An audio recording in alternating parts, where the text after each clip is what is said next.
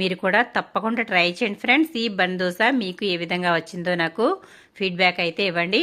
చూసారు కదా, ఇప్పుడు పిండి అంతా కూడా బాగా కలుపుకోవాలి. మనం తినే సోడ వేసాం కాబట్టి ఎక్కువసేపు అయితే ఇది నానాల్సిన అవసరం లేదు. మనకి పెనం కాలేలోపు చక్కగా పిండి అయితే నానిపోతుంది.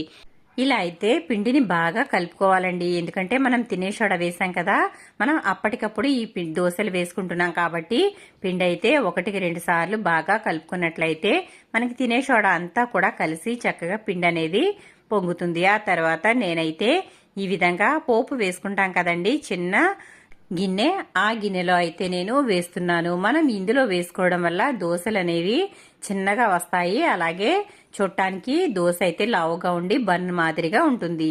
కాబట్టి ఇందులో అయితే నేను దోశ అయితే వేస్తున్నాను. ఇప్పుడు ఇందులో కొంచెం ఆయిల్ అయితే వేసాను. ఆయిల్ వేడైన తర్వాత ఇలా ఇప్పుడు మనం కలిపి పెట్టుకున్న పిండి అయితే ఒక 2 గరిటెలు అయితే